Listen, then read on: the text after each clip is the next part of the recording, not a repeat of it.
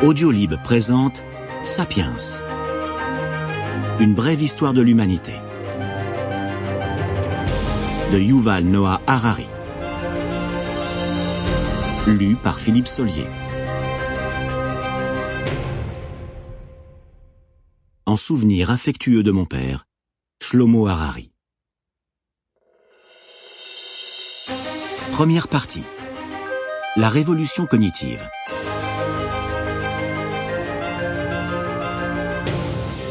Chapitre 1. Un animal insignifiant. Il y a environ 13,5 milliards d'années, la matière, l'énergie, le temps et l'espace apparaissaient à l'occasion du Big Bang. L'histoire de ces traits fondamentaux de notre univers est ce qu'on appelle la physique. Environ 300 000 ans après leur apparition, la matière et l'énergie commencèrent à se fondre en structures complexes, appelées atomes, lesquels se combinèrent ensuite en molécules. L'histoire des atomes, des molécules et de leurs interactions est ce qu'on appelle la chimie.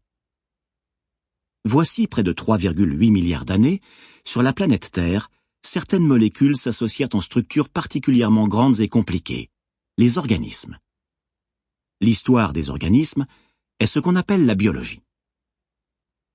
Voici près de 70 000 ans, des organismes appartenant à l'espèce Homo sapiens commencèrent à former des structures encore plus élaborées, les cultures.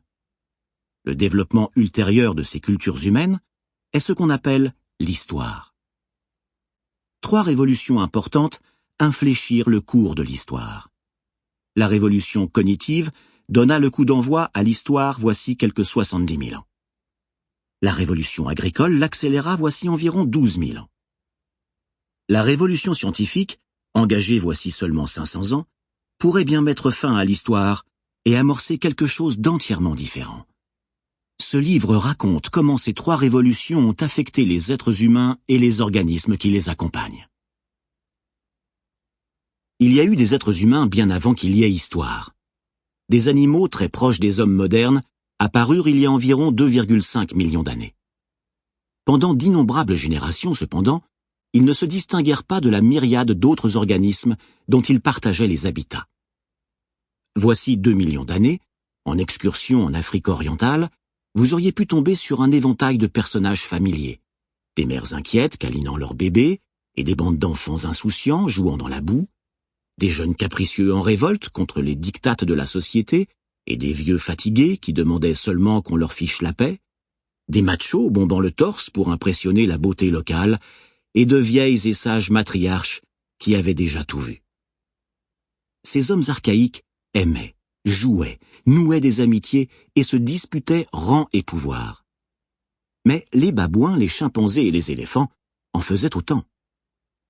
Ils n'avaient rien de très particulier. Personne, et les humains moins que quiconque, n'imaginaient que leurs descendants marcheraient un jour sur la Lune, scinderaient l'atome, sonderaient le code génétique et écriraient des livres d'histoire. Ce qu'il faut avant tout savoir des hommes préhistoriques, c'est qu'ils étaient des animaux insignifiants, sans plus d'impact sur leur milieu que des gorilles, des lucioles ou des méduses. Les biologistes classent les organismes en espèces. On dit d'animaux qu'ils appartiennent à la même espèce s'ils ont tendance à s'accoupler l'un avec l'autre, donnant naissance à des rejetons féconds. Juments et ânes ont un ancêtre commun récent et partagent maints traits physiques. Sexuellement cependant, ils ne s'intéressent guère les uns aux autres. Ils s'accoupleront si on les y pousse, mais ils donneront des mules ou des mulets stériles. Les mutations de l'ADN de l'âne ne sauraient donc jamais se transmettre aux chevaux et inversement. Les 2 types d'animaux sont considérés comme des espèces différentes, suivant des voies évolutives différentes. En revanche, un bulldog et un épagnol paraissent très différents, mais ils sont membres de la même espèce, partageant le même vivier d'ADN. Leur accouplement sera fructueux, et leurs chiots, devenus adultes, pourront s'accoupler avec d'autres chiens et faire à leur tour des petits. Les espèces issues d'un ancêtre commun sont réunies sous le vocable de genre, en latin genus ou genera au pluriel. Lions, tigres, léopards et jaguars sont des espèces différentes du genre Panthera. Les biologistes baptisent les organismes d'un double nom latin, indiquant le genre suivi de l'espèce. Les lions, par exemple, portent le nom de Panthera leo, l'espèce léo du genre Panthera. Les lecteurs de ce livre sont vraisemblablement tous des Homo sapiens, de l'espèce sapiens, sage, et du genre Homo, homme. Les genres sont à leur tour regroupés en familles. Ainsi des chats, lions, guépards, chats domestiques, des chiens, loups, renards, chacals, ou des éléphants, mammouths, mastodontes. Tous les membres d'une même famille peuvent faire remonter leur lignage à une matriarche ou un patriarche fondateur. Par exemple, du plus petit chaton domestique au lion le plus féroce, tous les chats ont un ancêtre félin commun qui vivait il y a environ 25 millions d'années. Homo sapiens appartient lui aussi à une famille. Un fait banal qui a été l'un des secrets les mieux gardés de l'histoire. Homo sapiens a longtemps préféré se croire à part des autres animaux, un orphelin sans famille, privé de frères et sœurs et de cousins, et surtout sans parents. Or, ce n'est pas le cas. Qu'on le veuille ou non, nous sommes membres d'une grande famille particulièrement tapageuse, celle des grands singes. Parmi nos plus proches parents vivants figurent les chimpanzés, les gorilles et les orang-outans. Les plus proches sont les chimpanzés. Il y a 6 millions d'années, une même femelle eut 2 filles. L'une, qui est l'ancêtre de tous les chimpanzés, l'autre, qui est notre grand-mère. Des squelettes dans le placard. Homo sapiens a caché un secret encore plus dérangeant. Non seulement nous avons pléthore de cousins peu civilisés, mais nous avions aussi jadis bon nombre de frères et sœurs. Nous avons pris l'habitude de nous considérer comme les seuls humains parce que, au cours des 10 000 dernières années, notre espèce a bel et bien été la seule espèce humaine dans les parages. Pourtant, le sens réel du mot « humain » est « animal appartenant au genre Homo ». Et il y a eu beaucoup d'autres espèces de ce genre, en plus d'Homo sapiens. De surcroît, on le verra dans le dernier chapitre du livre, dans un avenir pas si lointain, nous pourrions avoir affaire à des humains non sapiens. Afin de clarifier ce point, je précise que j'emploierai souvent le mot sapiens, sapiens au pluriel, pour désigner les membres de l'espèce Homo sapiens, et réserverai le mot humain à tous les membres existants du genre Homo. Les humains sont apparus en Afrique de l'Est voici environ 2,5 millions d'années, issus d'un genre antérieur de singes Australopithecus, ou Australopithèque, qui signifie singe austral. Il y a environ 2 millions d'années, une partie de ces hommes et femmes archaïques quittèrent leur foyer d'origine pour traverser et coloniser de vastes régions d'Afrique du Nord, d'Europe et d'Asie. La survie dans les forêts enneigées d'Europe septentrionale n'exigeant pas les mêmes qualités que la survie dans les jungles fumantes d'Indonésie, les populations humaines évoluèrent dans des directions différentes. Il en résulta diverses espèces distinctes auxquelles les savants ont assigné des noms latins pompeux. Les humains d'Europe et d'Asie occidentale ont donné l'Homo neanderthalensis, l'homme de la vallée de Néander, plus communément connu sous le nom de Néandertal. Plus trapu et plus musculeux que le sapiens, le Néandertal était bien adapté au climat froid de l'Eurasie occidentale à l'âge glaciaire.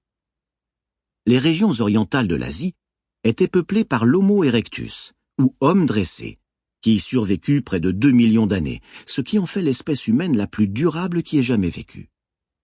Il est peu probable que ce record soit jamais battu, même par notre espèce. Il est douteux qu'Homo sapiens soit encore dans les parages dans un millénaire, alors 2 millions d'années est tout à fait inconcevable. Sur l'île de Java, en Indonésie, vivait l'Homo soloensis, homme de la vallée de Solo, mieux armé pour vivre sous les tropiques. Sur une autre île indonésienne, l'îlot de Flores, vivaient des humains archaïques qui ont subi un processus de rabougrissement. Les humains atteignirent Flores quand le niveau de la mer était exceptionnellement bas et que l'île était aisément accessible depuis le continent. Quand le niveau des mers remonta, certains se trouvèrent pris au piège sur l'île, pauvres en ressources. Les grands éléments, qui ont besoin de beaucoup de nourriture, furent les premiers à mourir. Les plus petits survécurent bien plus facilement. Au fil des générations, la population de Flores devint une population de nains. Cette espèce unique, dont le nom scientifique est Homo floresiensis, ne dépassait pas 1 mètre pour un poids maximal de 25 kilos. Ils n'en furent pas moins capables de produire des outils de pierre, et à l'occasion, réussirent à chasser l'éléphant. Même si, pour être honnête, il s'agissait aussi d'éléphants nains. En 2010, un autre frère perdu fut arraché à l'oubli quand des chercheurs fouillant la grotte de Denisova, en Sibérie, découvrirent une phalange fossilisée. L'analyse génétique prouva que le doigt était celui d'une espèce humaine encore inconnue qu'on a baptisée du nom d'Homo denisova. Qui sait combien de nos parents perdus attendent d'être redécouverts dans d'autres grottes, sur d'autres îles, dans d'autres contrées. Pendant que ces humains évoluaient en Europe et en Asie, l'évolution ne s'arrêta pas en Afrique de l'Est. Le berceau de l'humanité continua de nourrir de nombreuses espèces nouvelles, telles que l'Homo rudolfensis, l'homme du lac Rodolphe, l'Homo ergaster, homme artisan, et finalement, notre propre espèce, que nous avons immodestement baptisée du nom d'Homo sapiens, homme sage. Les membres de certaines de ces espèces étaient massifs, d'autres nains. Les uns étaient de redoutables chasseurs quand les autres étaient de faibles cueilleurs. Si certains ne quittèrent jamais leur île, beaucoup écumèrent les continents. Mais toutes appartenaient au genre Homo, tous étaient des êtres humains. Un sophisme commun est d'imaginer une ascendance linéaire avec l'ergaster, qui engendre Erectus, qui engendre Néandertal, qui lui-même mène à nous. Or, ce modèle linéaire donne l'impression fausse qu'à tout moment un seul type d'humain aurait habité la Terre et que toutes les espèces antérieures ne seraient que des modèles plus anciens de nous-mêmes. La vérité est qu'entre voici 2 millions d'années et 10 000 ans, le monde a hébergé en même temps plusieurs espèces humaines. Et pourquoi pas? Il existe bien aujourd'hui plusieurs espèces de renards, d'ours et de cochons. Il y a 100 000 ans, au moins 6 espèces d'hommes arpentaient la Terre. C'est notre exclusivité présente, non pas la pluralité d'espèces passées, qui est peut-être particulière et compromettante. Nous le verrons sous peu, nous, les sapiens, avons de bonnes raisons de refouler le souvenir de nos frères et sœurs. Le coût de la pensée. En dépit de leurs multiples différences, toutes les espèces partagent plusieurs caractéristiques marquantes. La plus notable est la taille extraordinaire du cerveau en comparaison de celui des autres animaux. Les mammifères de 60 kg ont un cerveau moyen de 200 cm3. Les tout premiers hommes, voici 2,5 millions d'années, avaient un cerveau d'environ 600 cm3. Le sapiens moderne possède un cerveau moyen de 1200 à 1400 cm3. Les cerveaux de Néandertal étaient encore plus gros. Que l'évolution ait sélectionné les gros cerveaux peut bien nous sembler couler de source. Nous sommes si épris de notre grande intelligence que nous imaginons qu'en matière de puissance cérébrale, plus on en a, mieux c'est. Si tel était le cas, cependant, la famille des félins aurait aussi produit des chats sachant calculer, et les cochons auraient maintenant lancé leur propre programme spatial. Pourquoi les cerveaux géants sont-ils si rares dans le règne animal? Un cerveau géant est épuisant pour le corps. Il n'est pas facile à trimballer, surtout enchâssé dans un crâne massif. Il est plus difficile encore à alimenter. Chez l'Homo sapiens, le cerveau représente autour de 2 à 3% du poids corporel total, mais il consomme 25% de l'énergie du corps quand celui-ci est au repos, contre 8% seulement pour le cerveau des autres grands singes. Les humains archaïques payèrent leur gros cerveau de 2 façons.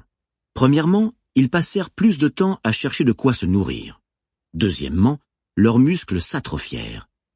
Comme un gouvernement détourne des fonds de la défense vers l'éducation, les hommes détournèrent de l'énergie des biceps vers les neurones. Que ce soit une bonne stratégie pour survivre dans la savane ne va pas de soi. Si un chimpanzé ne peut l'emporter dans une discussion avec un Homo sapiens, le singe peut le déchiqueter comme une poupée de chiffon. Aujourd'hui, nos gros cerveaux donnent de bons résultats car nous savons produire des voitures et des fusils qui nous permettent d'aller plus vite que les chimpanzés et de les abattre à bonne distance au lieu de lutter avec eux. Or, voitures et fusils sont un phénomène récent.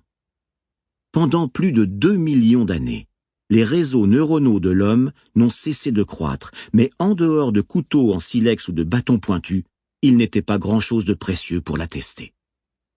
Comment expliquer l'évolution du cerveau humain massif au cours de ces 2 millions d'années? Franchement, nous n'en savons rien. Un autre trait humain singulier est que nous marchons redressés sur deux jambes. Debout, il est plus facile de scruter la savane, de guetter le gibier ou l'ennemi, tandis que les bras, devenus inutiles pour la locomotion, sont libérés à d'autres fins, lancer des pierres ou des signaux par exemple. Plus ces mains pouvaient faire de choses, plus leurs propriétaires connaissaient de réussite, de sorte que la pression évolutive s'est traduite par une concentration croissante de nerfs et de muscles, tout en délicatesse dans les paumes et les doigts. De ce fait, les humains peuvent accomplir avec leurs mains des tâches d'une extrême complexité. Ils peuvent notamment produire des outils élaborés. La première preuve d'une production d'outils date d'il y a environ 2,5 millions d'années, et la manufacture et l'utilisation d'outils sont, selon les archéologues, les critères auxquels on reconnaît les anciens humains.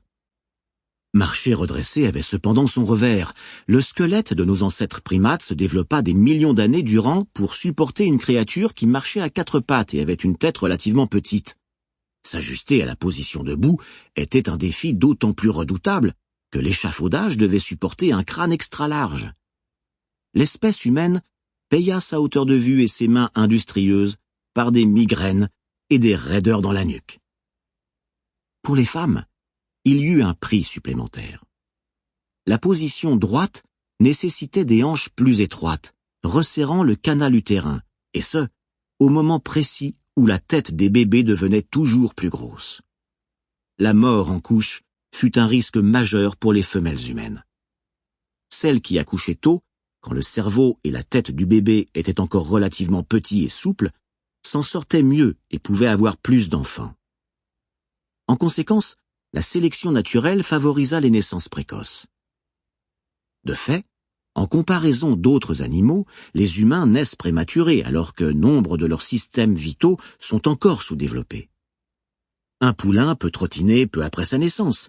Un chaton de quelques semaines quitte sa mère pour explorer le monde tout seul. Les bébés d'hommes sont démunis, tributaires durant de longues années de leurs aînés, qui assurent leur nourriture, leur protection et leur éducation. Cet élément a grandement contribué aux extraordinaires capacités sociales de l'humanité, comme à ses problèmes sociaux uniques. Avec leurs enfants accrochés à leur basque, les mères solitaires ne pouvaient guère trouver assez de nourriture pour leurs rejetons et pour elles-mêmes. Élever des enfants nécessitait l'aide constante des autres membres de la famille et des voisins. Il faut une tribu pour élever un homme. Ainsi, l'évolution favorisa-t-elle ceux qui sont capables de nouer de robustes liens sociaux. De surcroît, les humains naissant sous-développés, ils se prêtent bien mieux qu'aucun autre animal à l'éducation et à la socialisation. La plupart des mammifères sortent de la matrice telle une poterie émaillée d'un four. Vouloir la remodeler, c'est seulement risquer de l'égratigner ou de la briser. Les humains sortent de la matrice comme du verre fondu d'un four. On peut les tourner, les étirer et les façonner avec un étonnant degré de liberté. C'est bien pourquoi nous pouvons aujourd'hui éduquer nos enfants, en faire des chrétiens ou des bouddhistes, des capitalistes ou des socialistes, des hommes épris de guerre ou de paix. Nous supposons qu'un gros cerveau, l'usage d'outils, des capacités d'apprentissage supérieures et des structures sociales complexes sont des avantages immenses. Que ceci ait fait de l'espèce humaine l'animal le plus puissant sur Terre paraît aller de soi. Or, 2 bons millions d'années durant, les humains ont joui de tous ces avantages en demeurant des créatures faibles et marginales. Les humains qui vivaient voici 1 million d'années, malgré leur gros cerveau et leurs outils de pierre tranchants, connaissaient la peur constante des prédateurs, du gros gibier rarement chassé, et subsistaient surtout en cueillant des plantes, en ramassant des insectes, en traquant des petits animaux et en mangeant les charognes abandonnées par d'autres carnivores, plus puissants. Un des usages les plus courants des premiers outils de pierre consistait à ouvrir les os pour en extraire la moelle. Selon certains chercheurs, telle serait notre niche originelle. De même que la spécialité des pics est d'extraire les insectes des troncs d'arbres, de même, les premiers hommes se spécialisèrent dans l'extraction de la moelle. Pourquoi la moelle? Eh bien, imaginez que vous observiez une troupe de lions abattre et dévorer une girafe. Vous attendez patiemment qu'ils aient fini. Mais ce n'est pas encore votre tour à cause des chacals et des hyènes, vous n'avez aucune envie de vous frotter à eux, qui récupèrent les restes. C'est seulement après que vous et votre bande oserez approcher de la carcasse en regardant prudemment à droite et à gauche, puis fouiller les rares tissus comestibles abandonnés. C'est là une clé pour comprendre notre histoire et notre psychologie. Tout récemment encore, le genre Homo se situait au beau milieu de la chaîne alimentaire. Des millions d'années durant, les êtres humains ont chassé des petites créatures et ramassé ce qu'ils pouvaient, tout en étant eux-mêmes chassés par des prédateurs plus puissants. Voici 400 000 ans seulement que plusieurs espèces d'hommes ont commencé à chasser régulièrement le gros gibier, et 100 000 ans seulement, avec l'essor de l'Homo sapiens, que l'homme s'est hissé au sommet de la chaîne alimentaire. Ce bond spectaculaire du milieu au sommet a eu des conséquences considérables. Les autres animaux situés en haut de la pyramide, tels les lions ou les requins, avaient eu des millions d'années pour s'installer très progressivement dans cette position. Cela permit à l'écosystème de développer des freins et des contrepoids qui empêchaient lions et requins de faire trop de ravages. Les lions devenant plus meurtriers, les gazelles ont évolué pour courir plus vite, les hyènes pour mieux coopérer, et les rhinocéros pour devenir plus féroces. À l'opposé, l'espèce humaine s'est élevée au sommet si rapidement que l'écosystème n'a pas eu le temps de s'ajuster. De surcroît, les humains eux-mêmes ne se sont pas ajustés. La plupart des grands prédateurs de la planète sont des créatures majestueuses. Des millions d'années de domination les ont emplis d'assurance. Le sapiens, en revanche, ressemble plus au dictateur d'une république bananière. Il n'y a pas si longtemps, nous étions les opprimés de la savane. Et nous sommes pleins de peur et d'angoisse quant à notre position, ce qui nous rend doublement cruels